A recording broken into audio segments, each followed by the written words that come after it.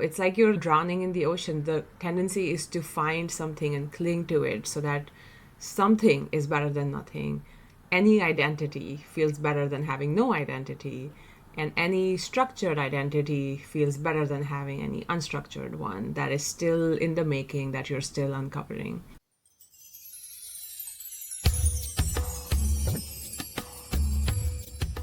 Welcome to Partners in Sublime, where we explore the teachings of depth psychology and Vedic philosophy to achieve the highest levels of personal growth and self-actualization.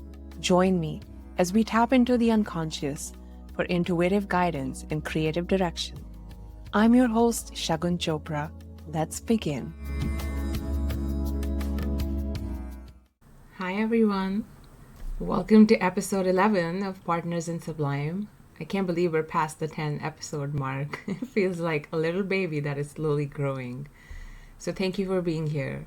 Today's topic is all about identity. It is about reconciling different identities that we have into one coherent whole. And I'll get into it more as we begin. So when you think about the word identity, what might come to your mind? You might think of who you are, you might think of what you do, you might think about certain personality traits you have. And yes, all of that is part of our identity. But today we're going to make a little distinction. Because I've been using the word persona in past episodes, and I'm going to clarify the difference between persona and identity before we can dive fully into the topic. Our sense of our identity is always in the background. It helps us organize the world around us and make sense of it.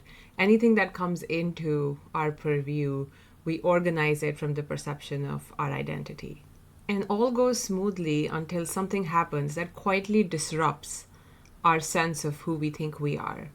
It may be a job loss, it may be the end of a relationship, it may be a career transition, it may be the becoming of a mother. There are so many things that can disrupt who we think we are. And that's when identity confusion starts to arise. Well, I was that, and who am I now? Or if I can no longer be that, then what must I be today? And that transition, that intermediate phase, it can be so unsettling, very disorienting. I can say that from personal experience. It's like you're drowning in the ocean. The tendency is to find something and cling to it so that something is better than nothing. Any identity feels better than having no identity. And any structured identity feels better than having any unstructured one that is still in the making, that you're still uncovering. So that desire to assign one or two words to who we are is there all the time. And this desire is coming from the ego. The ego is in charge of maintaining a coherent narrative of who we are, what we do, and it's in charge of protecting us, keeping us safe, keeping us adaptive to what's going on in our early environment. And, when we think of ego, like the protective function is more top of mind. But I love going back to the Sanskrit word, which is ahankara. That's the parallel to ego. And ahankara literally translates as the I maker. It's the person who is constantly constructing the I. Who am I? Oh, this is me. I like this. I don't like that. I am talking to so and so. Creating that differentiation of who you are compared to the rest of the world. So if that's the ego's job, it is understandable that the ego will try to find a coherent piece of identity that it can use to make sense of who that I is. So the problem isn't when this I maker, the ahankara, does its job. The problem is when it does its job so well that you get so fixated with a particular identity that there's no room for any malleability, for new stuff to become part of your identity, for old stuff that doesn't serve you to leave your identity. It becomes very rigid. And that is when we typically enter into an identity conflict, because the I maker, the ahankara, the ego has gotten so strong in holding on to one idea of who you are that it cannot entertain any other. Now let's distinguish identity from persona. Identity is our internal sense of who we think we are, and persona is the mask we wear to show ourselves to the world. And we might have multiple personas. The me that goes to work is a different persona. The me that goes to school has a different persona. The me that's with my kids has a different persona. The me that's with this group of friends has a different persona. Me with that group of friends has a different persona. So we can have multiple personas depending on what is acceptable in those social cultural contexts. We are not going to be like a loud cheerleading parent when we have to go to a funeral. We are not going to be quiet when we have to go to a basketball game. So it's very, very adaptive. Persona is the mask. It's what helps us interact with the world. And sometimes we know that we are showing up a certain way, but internally we are a bit different. So even though there's a huge overlap between the face we show to the world and who we think we are, sometimes we are aware that these two things are a little bit different. The shadow is the opposite of persona, not the opposite of our identity, the opposite of our persona. Any qualities that you need to enhance or put forth or give more energy to in order to show up in the world, the opposite of that goes in the shadow. So that's what creates the split. And in our identity, we may recognize some of these shadow elements, but we may still have a whole lot in the unconscious that is not open to us, that we reject as part of our identity. I'm not this person. So that's the subtle distinction, and persona identity can overlap, but persona is meant to serve the social function. How am I going to fit in society? And identity is meant to serve our internal sense of who we are and give us that consistent thread and narrative through which we view our own inner experience. And sometimes when we wear a mask too long, when we entertain a persona too long, our internal sense of who we are starts to get muddied. We start to think of ourselves as the persona. And that's pretty much the worst scenario, because you have lost your inner compass too in conforming to what the society deems as acceptable in that particular environment. So let's make this all make sense through an example. Consider a woman who grows up in a family where achievement and hard work and capability were the currencies of love.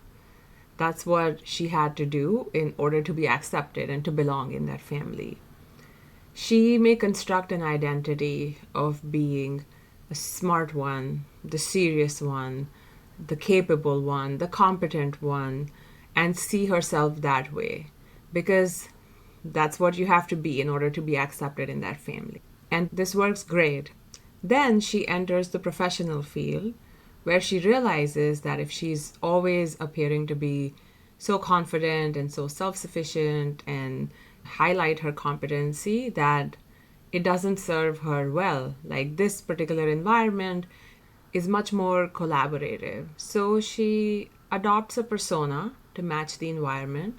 She decides to be very friendly, be very polite, hold back sometimes from what she really thinks in order to appear congenial and easy to get along with. And the persona works great. She is liked, she is promoted, she's able to progress. And for a little while, she's able to maintain that distinction between her identity, who she thinks she is, which is the capable, competent, serious person, and the persona she adopts to succeed at work. If this goes on too long and she does not get to experience her true identity, she might start to think that who she is at work is her entire being. That's what happens when we let our work selves, our work identities, take over who we are. But if she has some self-awareness, she's probably going to be able to maintain this distinction. So now what's her shadow? If she has to be very collegiate and careful with disagreements when she's talking to people, then in the shadow are her competitive drives, her sharp edges that are not getting to show their face to the world. If you were to integrate the persona and shadow, when I used to work at Twitter, they used to use this phrase called bring your whole self to work. And it was a great idea, but I knew at the time too that not everything can be brought to work. But let's say her company tells people, hey, you can bring your whole self to work. No need to hide parts of you that you think are different or make you, stand out in a good or bad way. Just bring them all. Then this woman, she may decide, well, okay, maybe I will bring some of these shadow elements. Maybe I'll be louder in my disagreements. Maybe I won't pretend to be all nice when I am feeling more edgy. Maybe I will show my competitive streak and prove to them that I'm the best. That would be an example of persona and shadow integration. You're taking qualities that you have pushed away in order to create a social mask and bringing them to the forefront. So you're showing more of who you are. You may be showing your silly side, your more serious side, your funny side, things that you normally save for other environments at your work. This is one level of integration. The next level of integration is at the identity level. But before I go into that, I want to make a quick note about the golden shadow. So shadow is parts of ourselves that are exiled because they're not acceptable in the face we present to the world. Some qualities continue to intensify, while others are exiled in the shadow where they continue to accumulate energy and they just erupt. But in these exiled parts is also what Jung and Robert Johnson would refer to as the golden shadow. The golden shadow are the best parts of ourselves that also don't make it into the persona. So if you think about it, if this is the acceptable range of a particular social environment in which this persona is constructed, anything less than goes in the shadow and anything more than also goes in the shadow. So in this woman's case, she's being nice and easy to work with. That's the persona. And then all the stuff like her competitive streak, her edginess, they are all going in the shadow. But what's also going in the shadow are like the golden parts of her personality. The part of her that thinks she can do what she can, that she's competent, that she's smart, but she's almost having to dumb herself down in order to fit in this environment. So this golden shadow, it really is the key to really enhancing our life, because somewhere along the way, we discard parts of ourselves that were not great to society, but we also discarded parts that were too great, too unpalatable for our society, maybe threatening to our society. It's when we redeem those parts that the real magic of shadow work starts to unfold, and we get to see all the stuff that we were afraid to own show up, get integrated, and become this wonderful mix from which we operate in the world.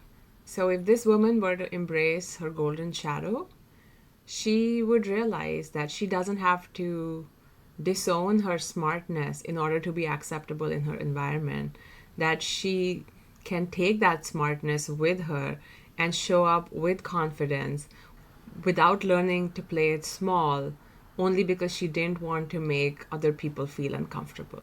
So now let's come back to identity. Let's assume that you've done this first level of integration where there were parts of you you didn't feel comfortable revealing at first, but you started to own them, both the golden parts and the parts that may not feel very acceptable. And you're starting to slowly integrate in how you show up, which means you're more comfortable expressing a little bit of edginess, maybe sometimes righteous anger at work. You're more comfortable expressing your smartness at work. You don't feel the need to hide behind a nice persona. But the work doesn't stop there. Beyond the persona and shadow classification is your own internal identity. Kind of lives in both. And the ego, the I maker, is deciding for you who you really are, what your inner narrative is. And that narrative also is prone to the same split that the shadow and persona reflected. just now. So that internal narrative can also put us in a bind. It can tell us, oh, you are the tech worker, you are the mom, you are the student, you are the spouse, or whatever your labels might be. And then make it harder for you to take on other identities that you wish to. While the persona is the performance you're putting on for other people, the identity is your inner performance. It's what ego is putting up to your inner self to create a coherent sense of who you are. But it's still selective. The ego is still deciding what counts as me and what counts as not me. So let's say this woman whose internal identity is very much about I'm competent, I'm smart, I'm serious, starts to get nervous before a high stakes presentation. She might disown that part of herself entirely because it's just not consistent with who she thinks she is. She might dismiss it as a one-off thing. She might find some other colleague or some person on the team who is responsible for her feeling that way, or they didn't prepare me well, they didn't give me enough notice, or so on. But she will not own within herself that, hey, I can be nervous too, even though my identity makes me think that I'm always strong and confident and put together. No, I have uncertainty, I have nervousness, I have all these things that are not fitting in with this narrative. So when this unconscious part of her that she can get nervous, that she is prone to all the things that we're all prone to, tries to make an appearance and she continues to disown it, it will just suddenly show up one day and take charge on its own. Because that's what happens. Stuff that lives in the unconscious doesn't just sit there. It sits there, it gathers energy, it becomes a complex, and it surfaces. And so she might find herself saying something completely out of character during a presentation, or just freezing entirely and not being able to explain how that happened, because the conscious personality has no idea, because she's the competent one. So why would she do that? But in the unconscious, other elements are there that have a different image of who she is. And unless she makes this part of herself conscious into one integrated identity, these elements will continue to be disruptive to her conscious life. In the Vedic tradition, we have this word called Dvija, which means twice born. Our first birth is the one out of the womb, and we construct an identity after that. But then the second birth is the conscious one, where we take our previous identity and integrate it into a whole that feels more authentic to us. And I think that is the task that this woman in our example would have to undertake. And that is also the task that my next client is going to undertake, the session that I will play for you now. Before we listen to the session, and the session is with Max, a retired military veteran who is trying to forge a new identity in the mental health field, but his old identity is getting in the way, and he seems to be stuck between these two places. Before we listen to the session, I want to share one technique, one beautiful technique that Jung created to precisely do this integration work, to take material from the unconscious and integrate it into our conscious self. And that technique is called active imagination. In the purest form of active imagination, you just sit back, close your eyes, and invite the unconscious. You see what image or symbol comes up for you. You begin a dialogue with that image or symbol. And you may hear a narrative from a part of you that normally doesn't get to talk. And you might learn something about yourself that's deeply inconsistent with your regular identity, might be very uncomfortable to hear. Once you do and accept it, you get the chance to integrate it thoughtfully and consciously into your identity. For a lot of people at the start, this pure form of active imagination may be hard. So one of the things I do as a coach is help create a space. I give a little bit of structure to this active imagination so that it's easier for this material to surface. But the principle is the same. You invite the unconscious part of you that has been exiled for long. You have a dialogue, you learn something, and then maybe you decide to do something differently in your life. So now that you know both about identity as well as active imagination, we will get into this week's session with Max. So, what is feeling alive for you today? What would you like to chat about?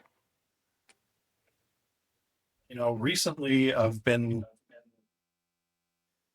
kind of struggling with just identity. I think leaving the military and finding a new career was and still is a struggle. Yeah. When did you leave the military?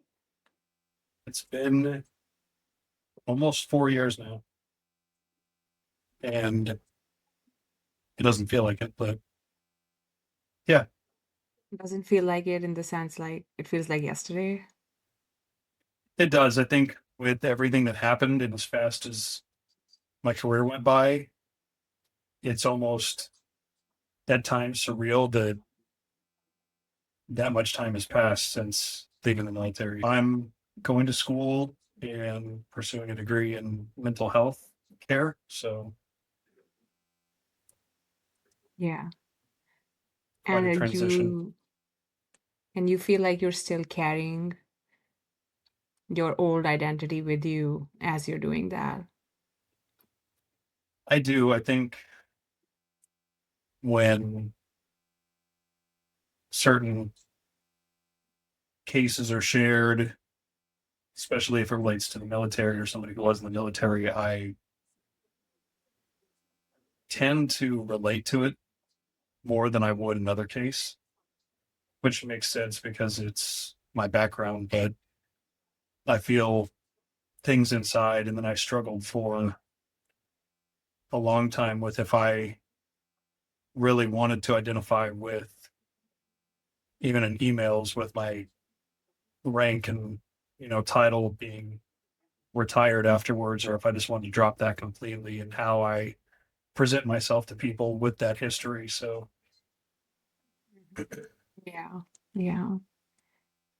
Yeah, there's like the official title, and then there's also the lived experience that every day in this supposed new identity, you are bringing something from your past that is showing up.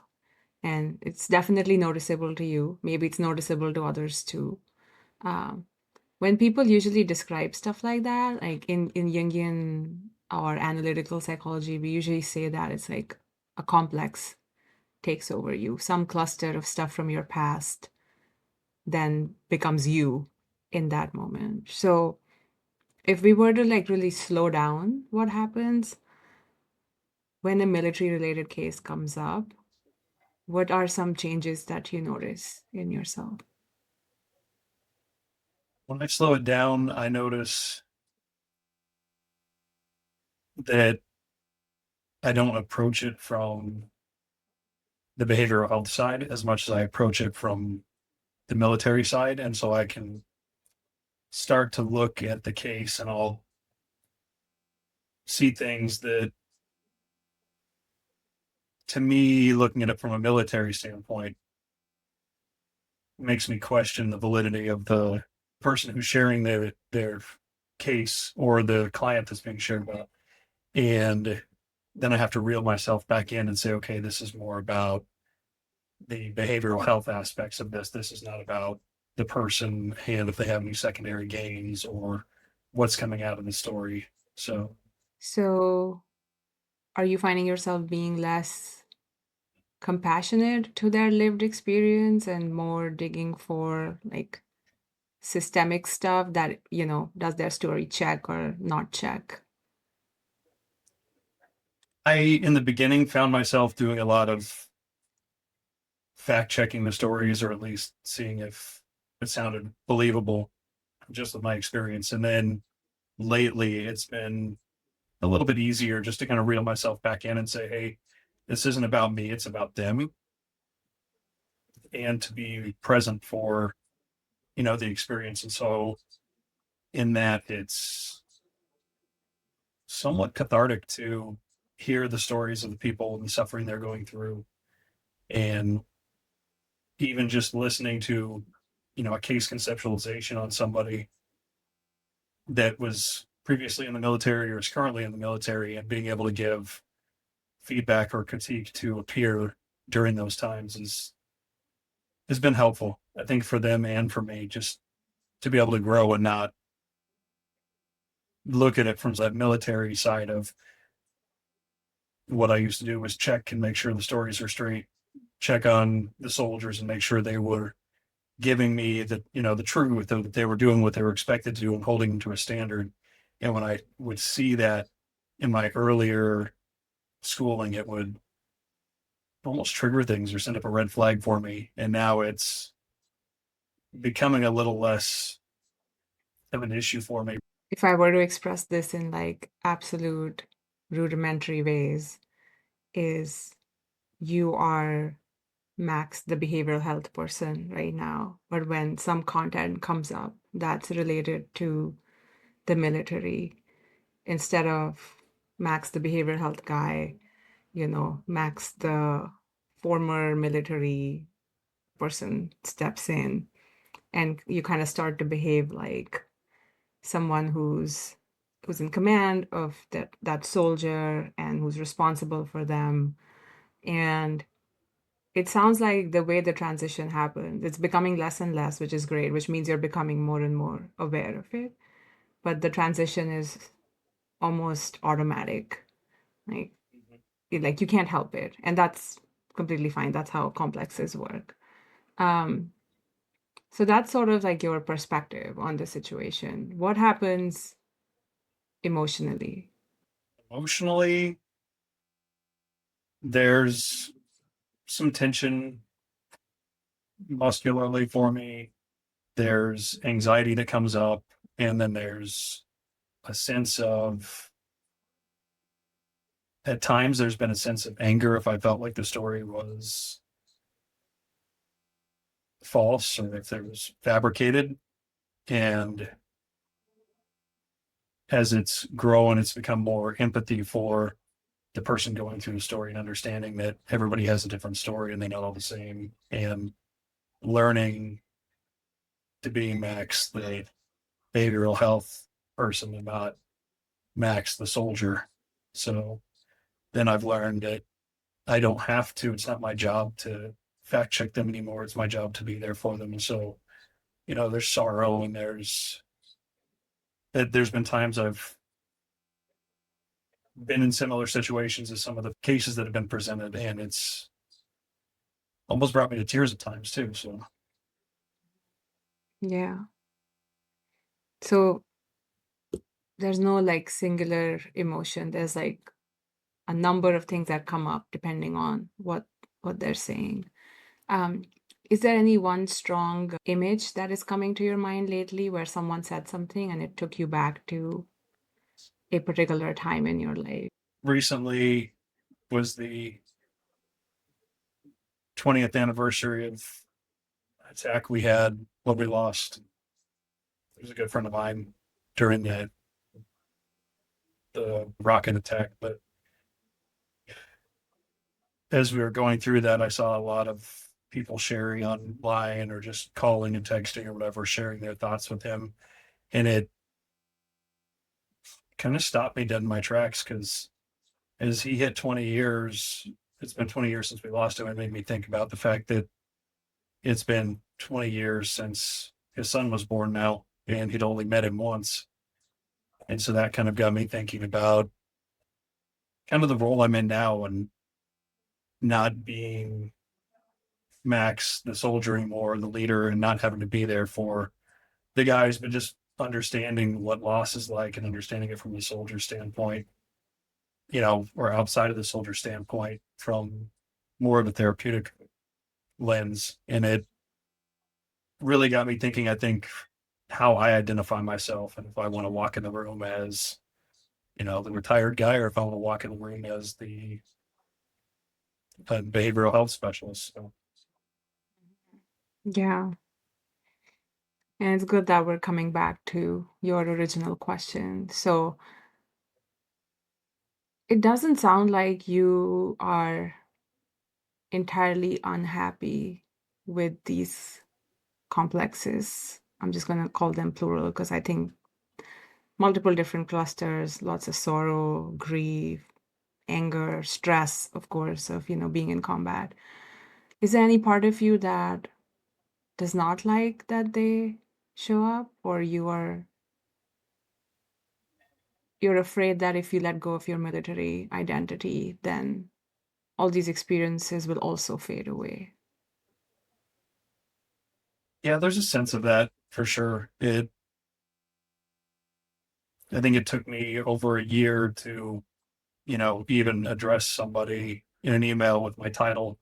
And I think I'm afraid of losing that again. I'm afraid of losing myself in that and having put 20 years in for it to be forgotten as I go on to something else. And I know that's not real.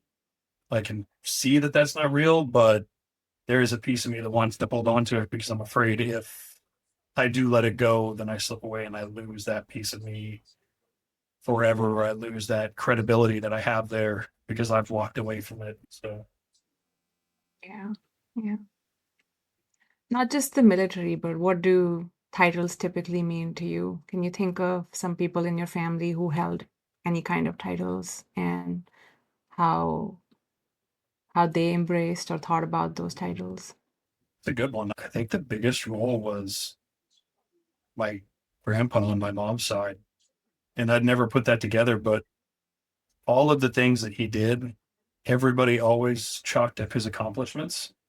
He was an Eagle Scout, and as an adult, he committed his life to leading scouts throughout.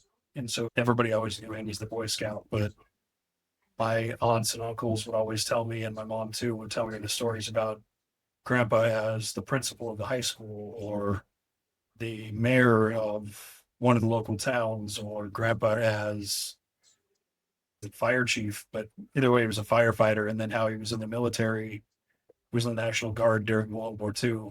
And so just things like that. He was always given a title. And even though he didn't ask for it, it does seem that was interesting you asked me that because I'd never thought of that before. Yeah. Because ultimately, everything we know about being is coming from two places, either stuff that we are aware of, which is our family, the places we've been personally, or the collective places where our ancestors have been. And we carry that blueprint, even if we didn't personally experience it. So, was there anyone in your circle or family who was like, don't call me that? I'm just a person. There was my uncle on my dad's side. He was always real humble. He had actually served in the military. He was in the Air Force for 4 years. When I grew up, he was on my stepdad's side, I should say. But as I was growing up, he and I were really close. We'd do things together. And then when he left for the time he was in the military, I kind of felt lost. And when he came back, he didn't like being referred to as, anything relating to his military career. He didn't really like to talk about it too much. I remember he had like one picture of him with, I think it was the Thunderbirds, yeah, where he was on the flight line with them and got a photo with them.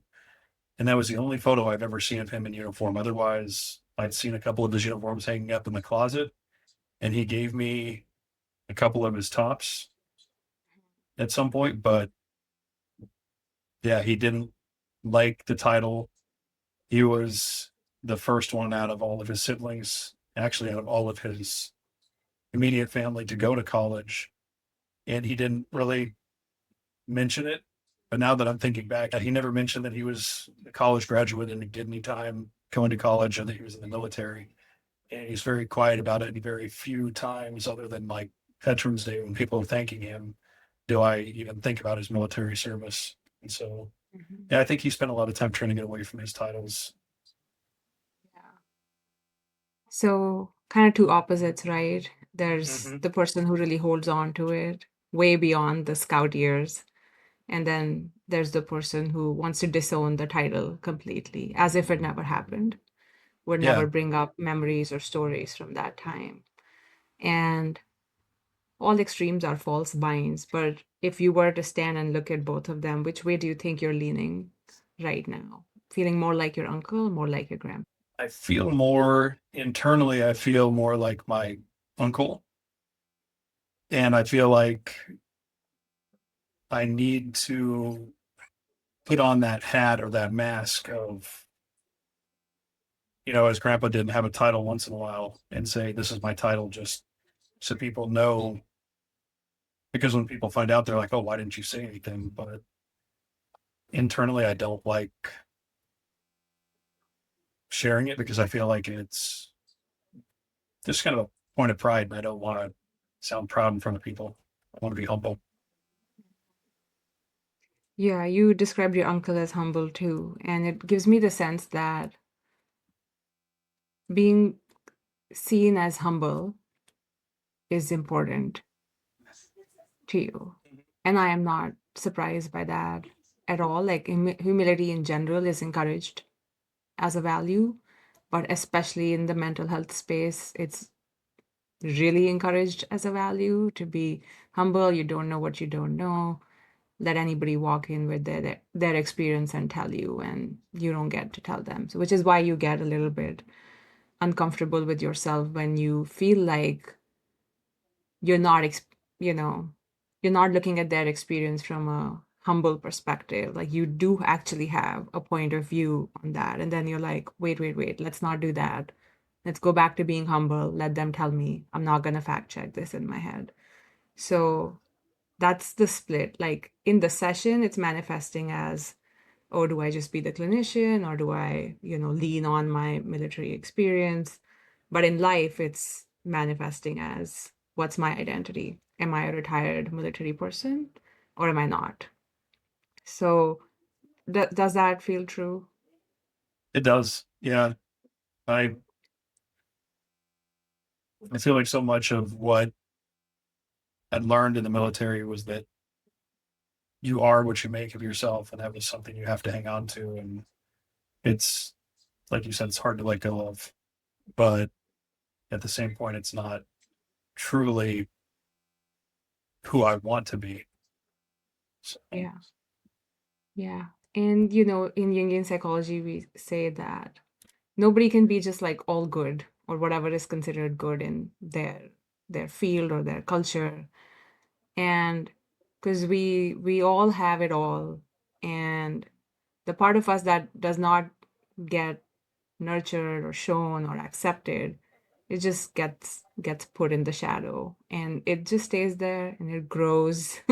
It creates more energy, and then it comes out. That's how complexes show up. They just are like, okay, well, Max, you ignored me for a long time. Guess what? I'm not humble.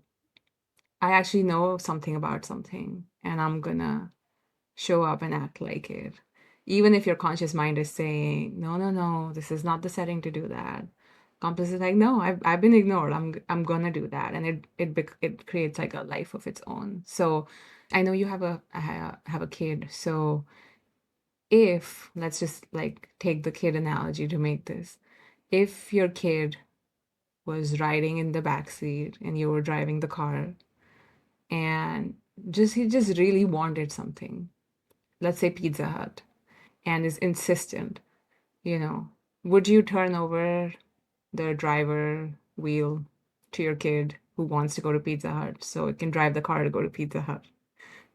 No, rhetorical question, but thank you for answering me. Yeah. And then, but if he kept saying, Dada, I want pizza for a long, long time, like this ride, this car ride, next car ride, today, next day, next week, next month, at some point you'll be like, okay, tell me, why do you want pizza? And maybe I will give you a little bit of pizza, because at that point you're just ignoring. So I think that's like a very like simple analogy to think of, like how you want to respond to a complex. You can't let them drive. You can't like shove them and like put tape on their mouth and be like, never say this again. it's Yeah. Yeah.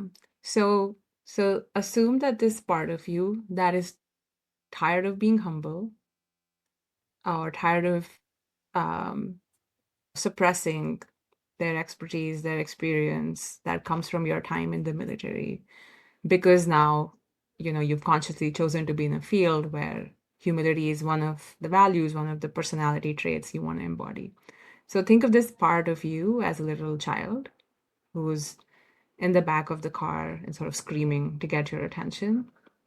If you could talk to this part of you, like, I think we might get to know what this child needs, what might pacify him without losing control. So if that frame is open to you, then I can do a little visualization with that frame. But if you feel like that is almost too silly, then we can think No, about it differently. No, that no, I works. can definitely see that character sitting in the car seat screaming. So Yeah. Okay. Perfect. I thought you might because, you have a kid, so we get that. So maybe close your eyes for this one and just stick with the same visual. You want to relax your body and transport yourself to this car. First of all, get acquainted. You're inside the car. What does the interior feel like?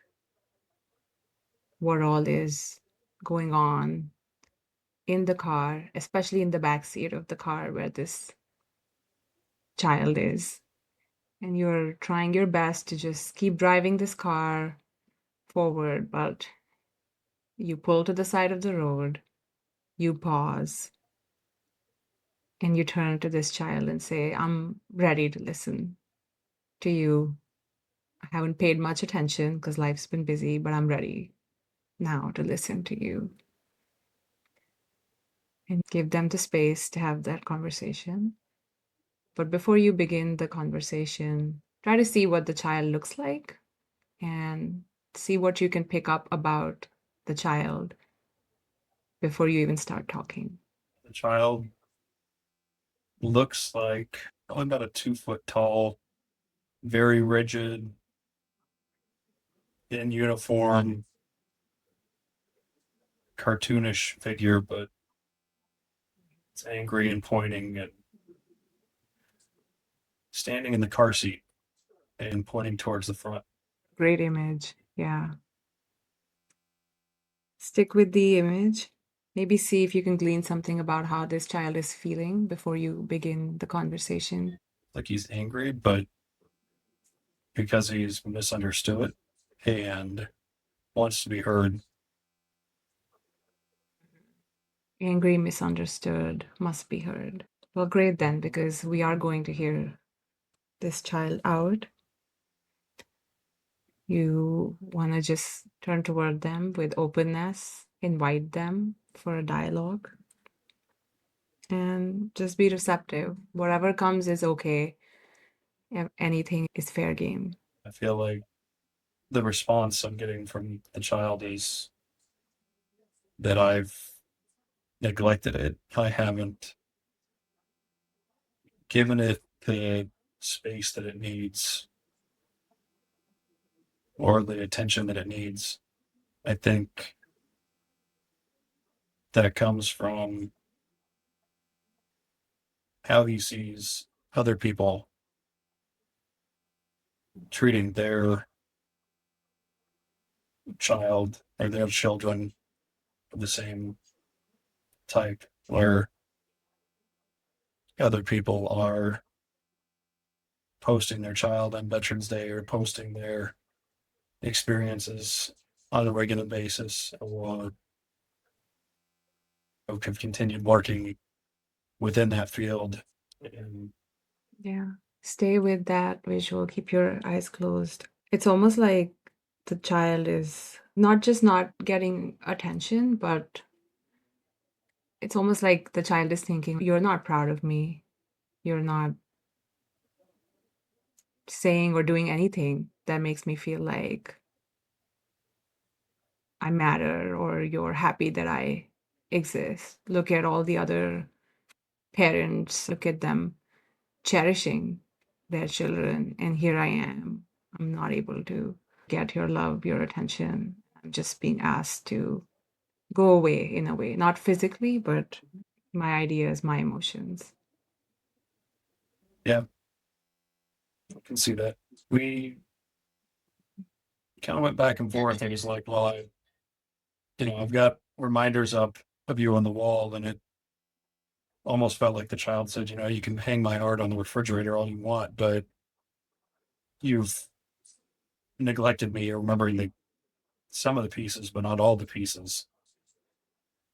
And, we were so close for so long, and you have almost completely walked away, except for, maybe 5, 10 minutes a day, if that. And so there was just some more anger, maybe even jealousy out of it, but trying to understand it. And I think I understand for the most part what's going on. Yeah. Well, you can thank the child, first of all, for sharing, hasn't gotten to share for some time. And then you can ask the child to share a symbol or image with you to help address this unspoken conflict that has been going on between your desires, your conscious desires, and the desires of the child. And just wait to see what symbol emerges. It's a heart with BDU pattern inside of it.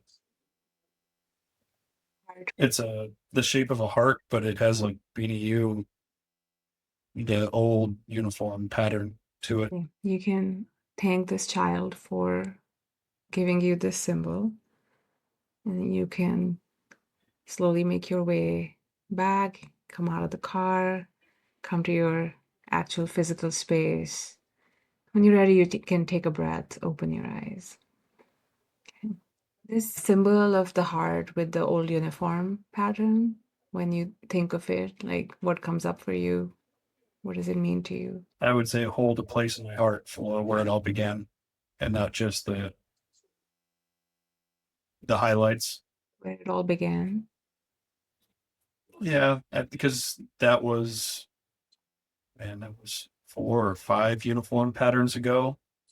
And so long ago, I thought it was interesting that was the pattern that came up too. But just remembering why I joined and all the things that I went through, and when it was just fresh, instead of just remembering like the end or the big achievements, the big awards or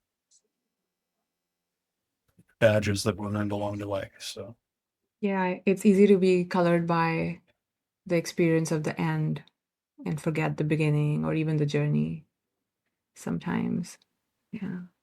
What is something about that time when it began that stands out to you as you think about 4 or 5 uniforms ago? stands out the most is I was just kind of in a similar position to where I'm at now, starting a new journey and moving through life on my own and trying to figure things out for myself. So, which of these words feels more true? Like you had more agency, more individuality, more freshness? Like what was the highlight of that time? I think freshness really works. Yeah. It was a fresh start. It was something new. It was unsettling, but kind of took time to get comfortable in, but it was definitely something new. And I feel like it's very similar to this journey, getting the ground beneath you and starting to roll, but trying to figure out that fresh journey. So, Yeah, sounds like a mix of uncertainty and excitement. mhm. Yeah. Why do you think this child, this neglected part of you, wants you to bring more of this into your life right now? I think because I'm looking for some, in my head, clear guidance of I either have to be a behavioral health person or be a soldier, and I'm having a hard time integrating the two and realizing that it's okay to be both because I've had both. It's part of who I am. So I don't have to just label it and not just remember, you know, the achievements along the way, but remember the whole journey. Yeah. I It felt very was, sad for this child as you were describing. Like, what did he do? Does he really have to be disowned so bad? mhm. I feel bad for him too, because he was definitely angry. Yeah. Yeah. Is there anything else that you feel like the symbol or message from your unconscious is trying to tell you? Is there any other situation in your life where you feel like you need to bring that fresh energy, the starting energy, not focus on the big milestones? Most areas of my life I could apply it to, but I think even in my relationship with my wife, like we went through so much, and we both were transitioning out of the military when we got together, and then both of us were starting our journeys in school, so there was never a clear transition. And I feel like maybe it's important to remember it was a fresh start for us, and that we're there as well. So I think sometimes that we may take it for granted how far we've come. So Yeah. I think all of us could benefit from looking at our relationships that way, to remember the specialness of the start versus just the key milestones of kids being one of them. Yeah.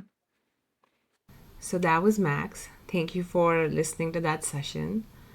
Max's experience is so universal. We all have an identity that we at some point outgrow, but we don't quite know how to integrate our next identity with our last one. And when the session starts, Max kind of frames this as an integration problem. Like, he used to be in the military and he's now in a different profession. And the soldier kept interrupting his life as a clinician. So, initially, at least, it creates the image that the soldier and the clinician are fighting for the same space, the same spot as his primary identity. But as the session unfolds, we realize that what is more authentic to Max is a combination of elements from his past and his present. He has been asked to adopt a humble, open minded, non judgmental identity in the mental health field.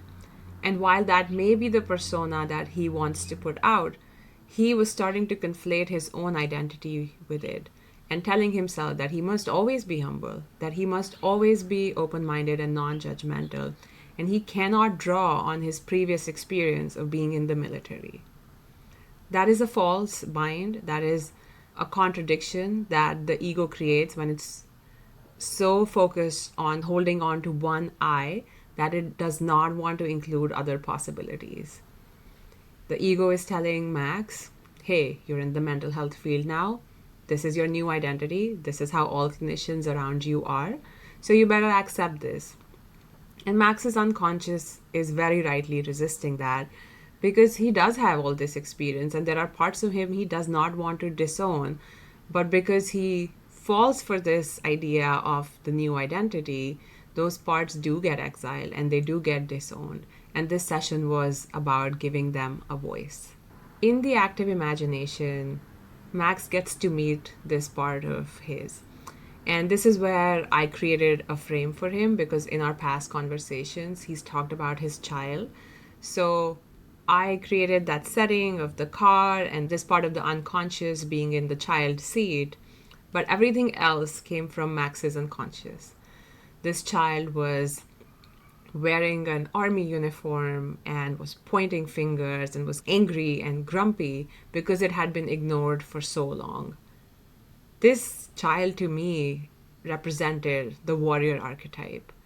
And it's not just the plain warrior archetype that all of us think of, but it is one specific to Max. It's his own warrior. So you can say that this was his complex.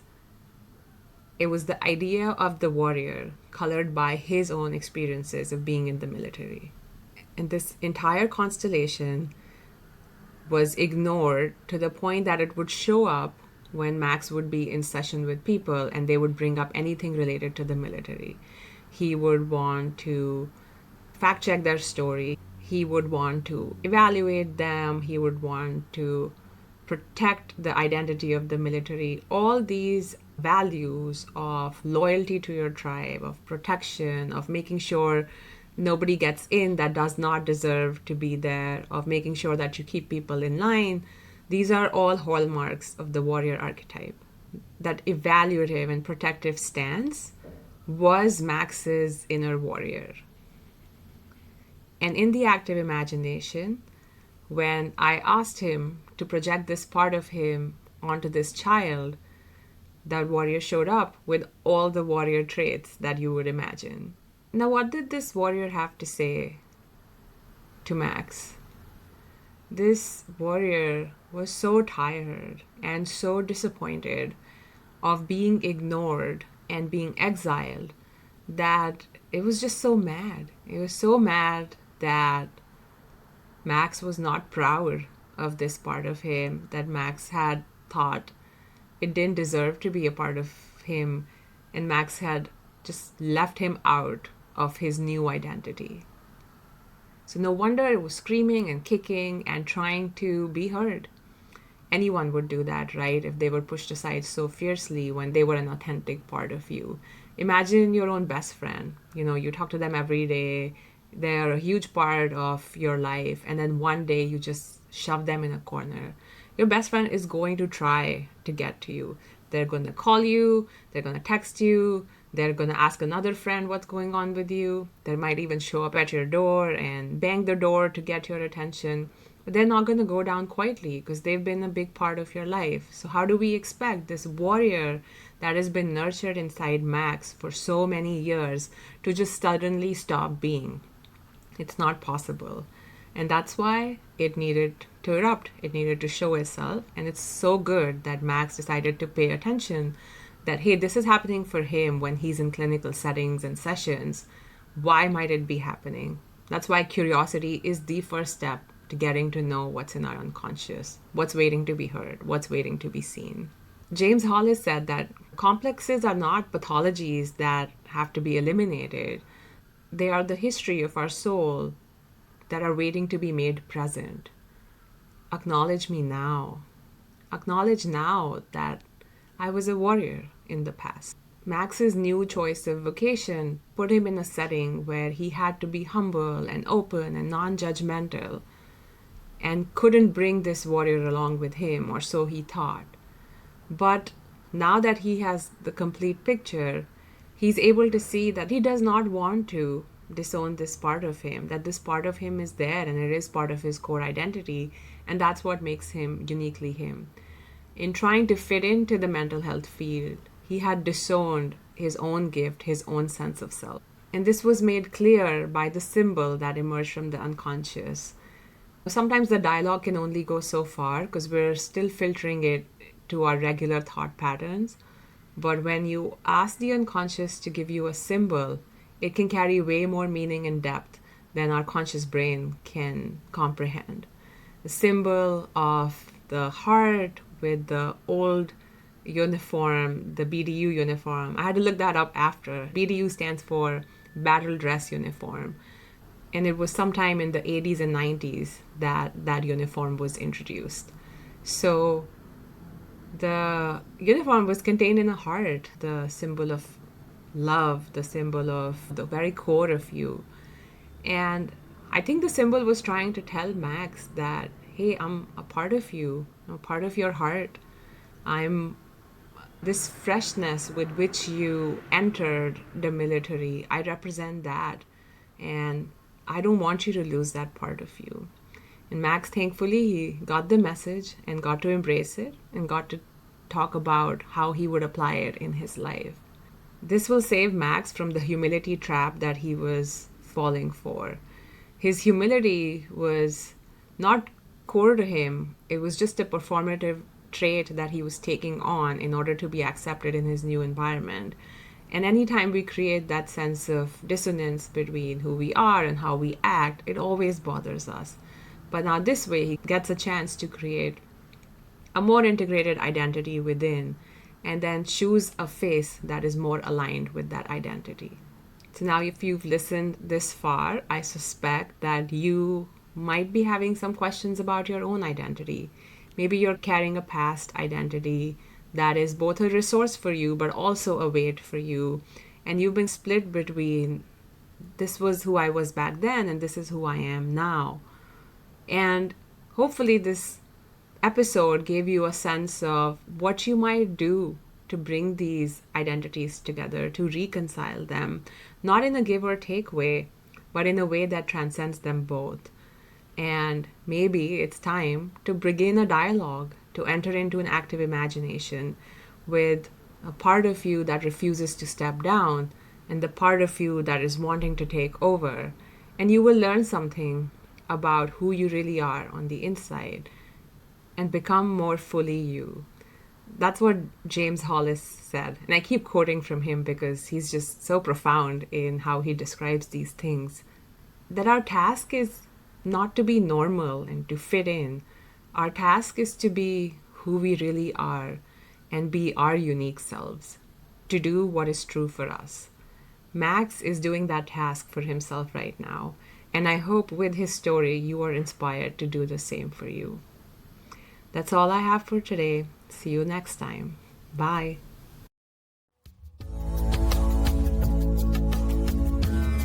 Thank you for being my partner in Sublime today. I hope you enjoyed diving into the unconscious with me. To ask a question or get coached on the show, visit shagunchopra.com/ask or click the link below. See you next time.